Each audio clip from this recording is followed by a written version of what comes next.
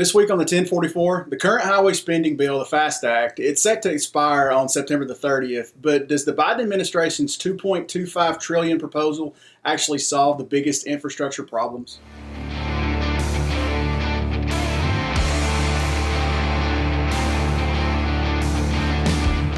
Hey everybody, and welcome to the 1044, a weekly episode from the editors here at CCJ. I'm Jason Cannon, my co-host on the other side's Matt Cole. Hey, by now you've probably seen the news, or maybe you've been stuck in some of the traffic aftermath, that the Hernando de Soto bridge that connects Arkansas and Tennessee over the Mississippi River is basically broken. The Arkansas DOT says that the outage affects about 26,500 trucks daily, and the whole mess has turned an 8-minute trip into almost an hour and a half. And there's more than just lost time at stake here, too. ATRI estimates that it costs about $1.20 a minute to operate a truck.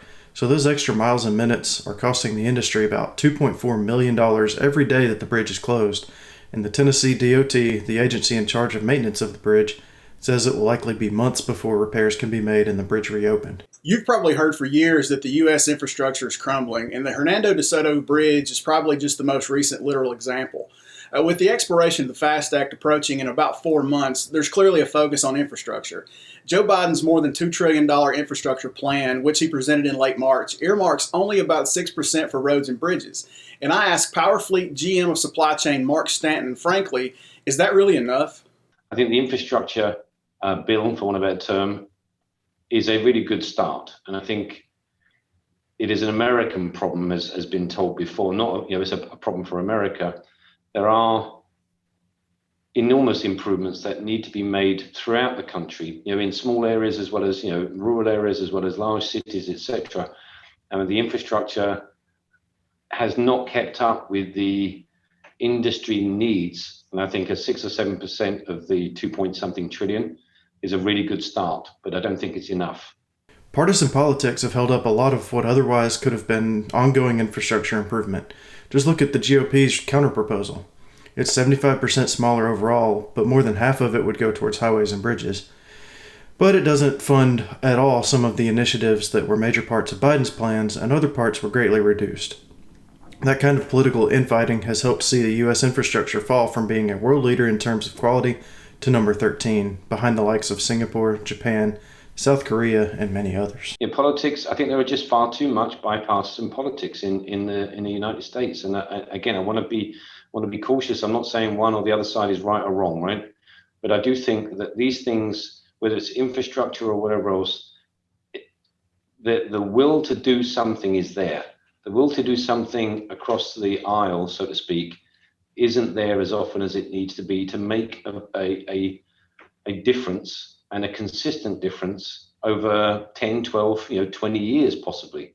And I think that's one of the reasons I think that the US has fallen back a little bit compared to many others that are ahead from infrastructure perspective, and candidly in other areas, whether that's education. The spend on education is much higher over here than it is in most other countries around the world, and yet the benefits of that doesn't seem to be realized at this point. So there's various things that I think can be improved, but it needs to be a bipartisan approach in general to really improve the country for the sake of the country and the citizens of this country, myself included. There's also a job creation component to Biden's proposal, which Mark says is a fairly significant component to the overall package, especially for the transportation and logistics industries.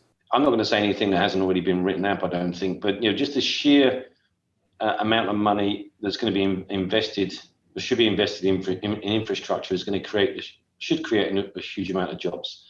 But getting those materials, whether it's the concrete and the people and whatever else, to those work sites to improve the bridges and roads and such like, is going to require a significant amount of logistics, warehousing, distribution, transportation, just to move the materials around, over the next however many years, right? That's going to require, in my opinion, significant number of additional jobs, for drivers, truck drivers, and potentially a significant number of assets, i.e. tractors and trailers and other things, to move that material around. That's one example where I believe it can add significant impetus to the transportation and logistics But then the other part of that is the warehousing and the distribution of those materials, be that, as I say, concrete and whatever else, right? You've got to store them, you've got to bring them in, you've got to house them, you've got to mix them, you've got to do all the things that are required to build a bridge or a road or whatever.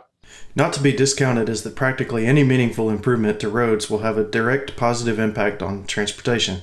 Jason, as you mentioned before, we're seeing right now in the Southeast just how critical one bridge can be and how detours create serious inefficiencies. And as Mark points out, all of this impacts the economy. The amount of traffic that gets snarled up, or used to get snarled up, around that area has a massive effect on transportation. Just, hours of service, ELD, as we know, right? And then the fuel usage and all and the amount of assets that are required. If we can improve those hot pockets, whether it's Atlanta, whether it's Memphis or Kansas City or whatever, and get the flow of traffic, maybe heavy goods traffic, just heavy goods traffic, just flowing that much more freely, the ripple effect to the GDP could be absolutely huge. But we don't. We have thousands of trucks sitting in hours and hours of delays throughout the nation and wondering why we're spending trillions of dollars on fuel and all the CO2 gases and all those other things that, the ripple effect of what I've just described. A lot of people, when they think infrastructure, they think it's just roads, which is why I think so many people were taken aback by Biden's proposal. They thought it slighted the most important thing. But as Mark points out, infrastructure is really a holistic thing, and all the pieces have to enable all the other pieces. So, for example, we've had GPS technology, right? I mean, for 10, 15, 20 years. Some organizations have adopted this technology more so than others. But, I'm in a technology supplier. We can tell you where your tractor or trailer is anywhere really in North America, right? So let's just say just in the US. Really anywhere. We're down to about 10 or 15 feet. We know exactly where it is and have done for many, many years.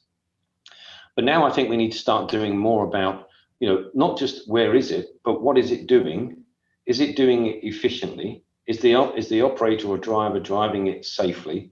Is the product in the back, I'm assuming we're talking about a dry box or a reefer or whatever the case may be, is it loaded safely? Is the product being stored and transported correctly, in as much as is it a freezer and it's chilled, and those kinds of things, right? The environmental impact about all those things.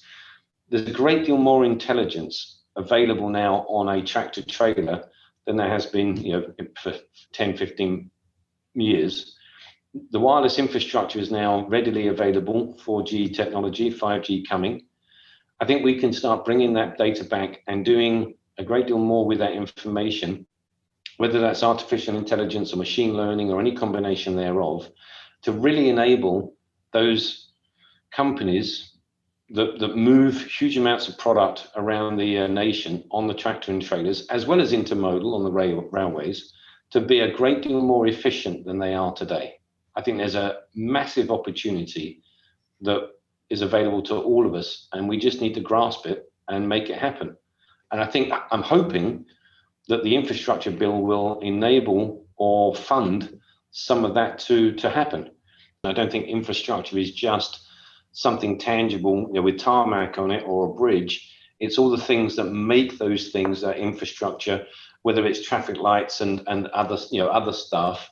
It enables the assets that use that infrastructure to use it as effectively as possible. That's it for this week's 1044. You can read more about infrastructure spending on ccjdigital.com. As always, you can find the 1044 each week on CCJ's YouTube channel, and if you've got questions, comments, criticisms, or feedback, please hit us up at 1044trucking@gmail.com or give us a call at 404-491-1380. And until next week, everybody stay safe.